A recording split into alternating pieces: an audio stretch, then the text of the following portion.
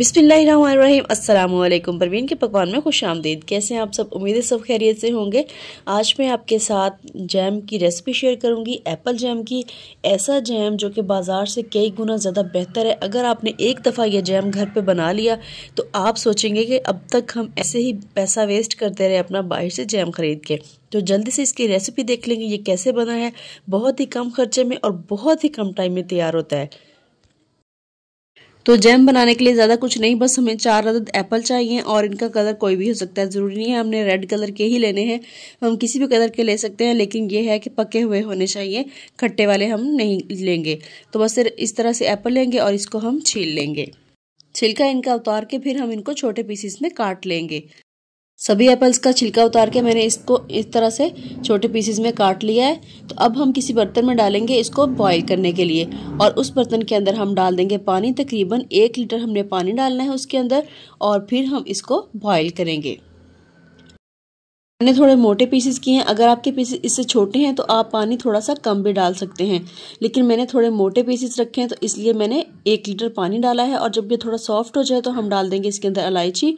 2 अदद इलायची है। ना तो मैंने इनको तोड़ा है, ना इनके बीज निकाले हैं, और ना ही इनका पाउडर डाल रही हूँ, क्योंकि हमारे घर में जब ये बीज मुँह में आते हैं तो पसंद नहीं किए जाते, इसलिए मैं इनको साबुत ही डाल रही हूँ। जैसे ही इसका फ्लेवर इसके अंदर आ जाएगा तो फिर बाद में मैं इनको निकाल दूंगी। आप चाहें तो इसका पाउडर भी डाल सकते हैं या इसके बीज निकाल के भी डाल सकते हैं। तो अब देखिए सॉफ्ट हो चुका है। अब मैं थोड़ा सा इसके अंदर रेड फूड कलर डाल रही हूँ, और ये बिल्कुल ऑप्शनल है। अगर आप चाहें तो आप डाल लें। जैसे चावल का दाना होता है उसका भी हाफ हिस्सा उतना मैंने लेके उसके अंदर मैंने थोड़ा सा पानी डाल के तो मैंने इसके अंदर डाला है।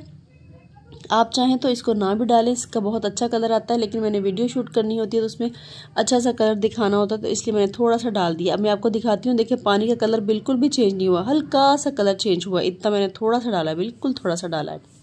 तो आप चाहें तो ना डालें, चाहे तो आप थोड़ा सा इस तरह से डाल सकते हैं। अब हमने इसको इतना पकाना है कि ये सारे जो एप्पल हैं ये अच्छी तरह से सॉफ्ट हो जाएं और पानी भी हमारा काफ़ी हद तक खुश्क हो जाए। तो यहाँ देखें पानी हमारा तकरीबन खुश्क हो चुका है, थोड़ा थोड़ा पानी इसके अंदर है, और एप्पल जो हैं वो अच्छी तरह से सॉफ्ट हो चुके हैं। अब हम इनको ब्लेंड करेंगे।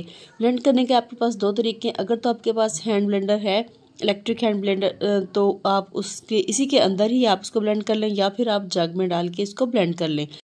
तो अब जो इलायचियाँ मैंने इसके अंदर डाली थी वो मैं निकाल दूंगी और फिर मैं इसको ब्लेंड करूंगी। तो मैं इस तरह से इलेक्ट्रिक हैंड बीटर से कर रही हूँ। आप चाहें तो इसको ब्लेंडर जग में भी डाल के कर सकते हैं। अब देखिए यहाँ पे मैंने इसको ब्लेंड कर लिया है, और अब मैं इसको किसी और बर्तन में डालूंगी जिसमें हमने इसको दोबारा से पकाना है। अब मैं इसको एक कढ़ाई में शिफ्ट कर लूंगी और फिर मैं इसको चूल्हे पे रख के पकाऊंगी, और बाकी जो चीज़ें इसके अंदर डालनी है वो भी हम इसके अंदर ऐड करेंगे।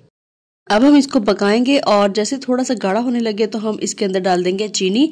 तो यहाँ पर नॉर्मल जो चाय पीने वाला कप होता है वो मैंने 1 भर के चीनी डाल दी है। अगर आप थोड़ा तेज़ मीठा खाते हैं तो फिर आपने आधा कप इसके अंदर और चीनी डाल लेनी है। तो अब हम इसको पकाएंगे। यहाँ पर देखें चीनी इसके अंदर डालने से ये थोड़ा सा और पतला हो गया है। अब हम इसको इतना पकाएंगे कि ये थोड़ा सा थिक हो जाए, और इसके अलावा हम इसके अंदर डालेंगे लीमू का जूस। तो यहाँ पर मैंने तकरीबन 3 से 4 लीमू उनको निचोड़ के उनका रस डाल दिया है। एक तो इससे इसकी शेल्फ लाइफ बढ़ेगी, और दूसरा ये है कि इससे हल्की सी जो खटास आएगी उससे काफ़ी अच्छा इसका टेस्ट हो जाएगा। तो ये लीमू आपने इसके अंदर ज़रूर डालना है। अब हम इसको गाढ़ा करेंगे। इतना पकाना है कि ये गाढ़ा हो जाए, ये जो इसके अंदर पानी नज़र आ रहा है ये इसके अंदर ना रहे। अब मैं आपको इसको दिखाती हूँ कि ये कितना गाढ़ा हो चुका है, और इस तरह से प्लेट में डालेंगे और थोड़ा सा प्लेट को साइड पे करके देखेंगे। अगर तो इसमें से पानी वगैरह निकले तो मतलब ये तैयार नहीं है, लेकिन इसमें से बिल्कुल पानी नहीं निकला तो ये तैयार हो चुका, गाढ़ा हो चुका है। अब हम इसको करेंगे थोड़ा सा ठंडा, और फिर इसको हम किसी भी जार में डाल लेंगे।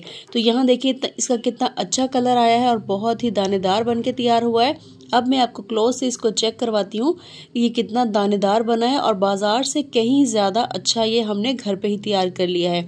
अगर आपने एक दफ़ा इसको बना लिया तो आप कहेंगे कि हम तो ऐसे ही बाहर से लेके इसको पैसा वेस्ट करते रहे। ये तो बहुत ही आसान था बनाना घर पे, और बहुत ही कम खर्चे में बन जाता है। तो ज़रूर इसको बना के ट्राई कीजिएगा। अब मैं आपको इसको ब्रेड पे लगा के दिखाती हूँ। तो देखिए कितने अच्छे तरीके से ये ब्रेड पे लग रहा है, बहुत ही ज़बरदस्त बनता है। ज़रूर इसको ट्राई कीजिएगा और अपना फीडबैक मेरे साथ ज़रूर शेयर कीजिएगा कि ये कैसा बना है। अगर आपको ये वीडियो ज़रा सी भी अच्छी लगी तो जल्दी से इसको लाइक कर दें, शेयर कर दें और अगर चैनल पर नए हैं तो चैनल को सब्सक्राइब कर लें। इसके अलावा बेल आइकन को भी ज़रूर प्रेस करें ताकि मेरी आने वाली तमाम वीडियोज़ आप तक पहुँचती रहें। इसी के साथ परवीन के पकवान को दीजिए इजाज़त। अल्लाह हाफिज़।